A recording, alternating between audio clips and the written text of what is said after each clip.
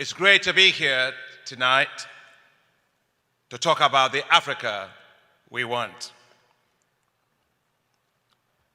I had prepared a statement that I wanted to read, but I decided not to read it because I was so inspired by what I just saw for the young people over here. And it brought back to me why God created me an African.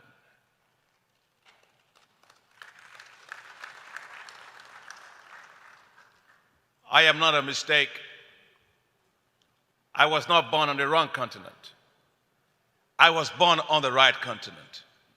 For God indeed wanted me to be an African, and I am proud to be African.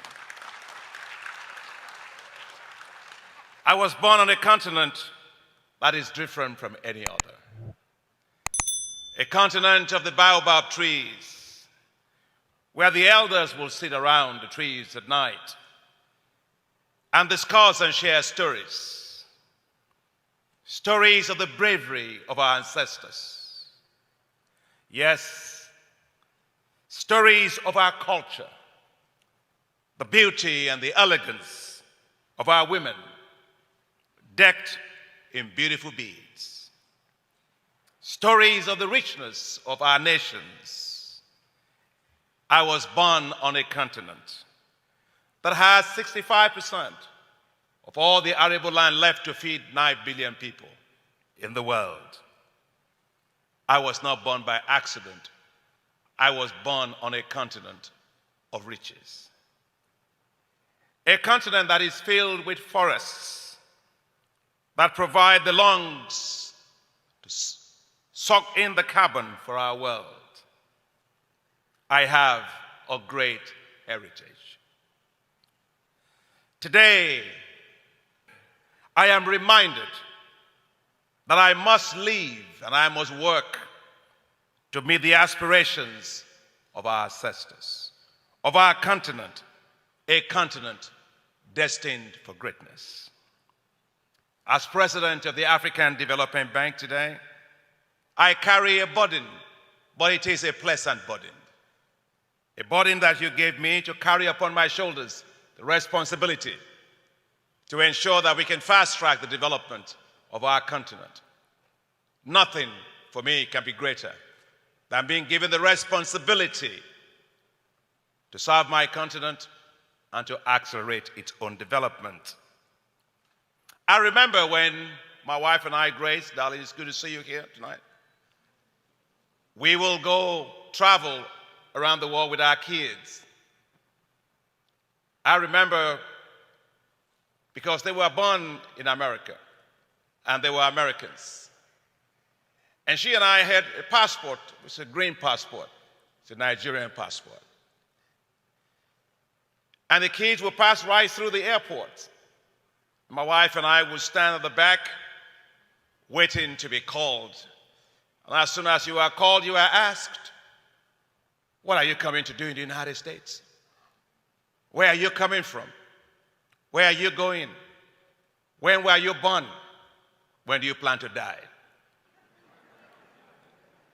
And all you were trying to do was just to get into a country. And I remember I worked in an organization then. They say, well, we will give you everything. We'll even help you to get an American citizenship. And I remember talking to one of the folks, and I took out my passport. It was a green passport, a Nigerian passport. And I said, God did not make a mistake in making me a Nigerian or an African. This passport may give me hell wherever I go, but I know the day is coming when this passport will be as good as yours.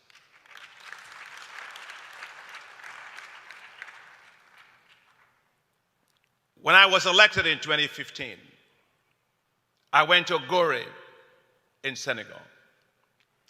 I went intentionally because I wanted to feel a connection of the burden that I had to carry.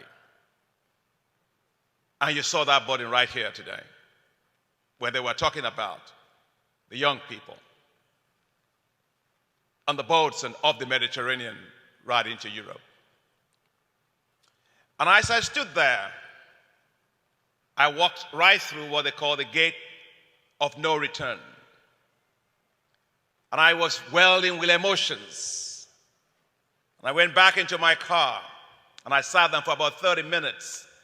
My head was all just thinking emotions, emotions. Then it flashed to me that those that were taken on the rickety boats in those days were taken against their own volition. But alas, today, same young people today, our young strength of our continent, get on rickety boats, fleeing into Europe of their own volition. Then I said unto myself, the future of Africa's youth does not lie in Europe. It does not lie in the United States. It does not lie in Asia. It does not lie in Latin America.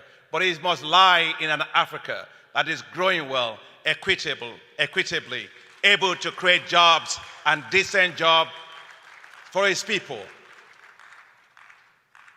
You cannot beg to develop. You have to develop with pride. I remember in 1992, I traveled on a plane. In those days, they called the plane Air Afrique. And as I got on the plane, I saw all these market women. They were all carrying baskets and all manner of clothing with them. And I had nothing but just a small computer. In those days, they called them a compact computer. It looked like a suitcase. And I tried to find a place to put it up, and I couldn't find. The women were just too busy. Baskets, clothing. And they were all like this, the same size, and they couldn't fit in the aisle. And I said, why are they all so fat? But in fact, to my surprise, they started taking away all the bands of clothing that they had actually like bales around themselves that they had taped because they were trying to evade the customs people that were always charging them because they were illiterates, as you can call it. And then I realized they were all the same size. Actually, they were very slim, just as if you were walking through a catwalk. Then I tried to put my suitcase up there, but I couldn't find a space.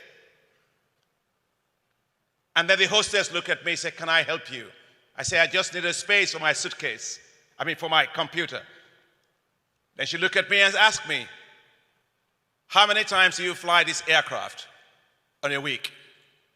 I said, it depends on where my job takes me. You say, oh, you see these women, they may look to you like they are illiterate, but they are African women.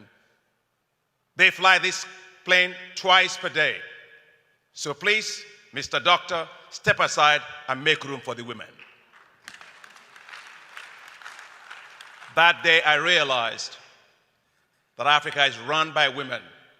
And I said to myself that as president of the African Development Bank, we will work to make sure that we create opportunities for women in Africa, because when women in Africa win, Africa wins. And that is how we came up with the affirmative finance action for women in Africa. I'm just been saying to you now for transparency. That's what was behind my mind. Last year, we were able to disburse $484 million to banks all across Africa for women businesses, like those women. This year, we will do $500 million of financing lent out for women. Yes, they were right. Make room for the women, because without African women, we will not be who we are today. And then for the youth, the African Development Bank is creating hope for Africa's youth. And that's why we are designing what is called the Youth Entrepreneurship Investment Banks. There will be new financial institutions that will be run by young people, for young people, to create youth-based wealth on our continent. Yes, they will no longer be going to Europe. They will no longer be dying in the Mediterranean. They will be living thriving with their ideas turned into great businesses on this continent.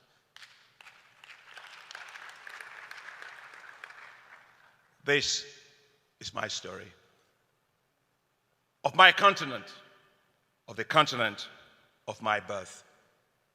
I am proudly African, and I certainly thank God that He created me to be an African. Thank you very much.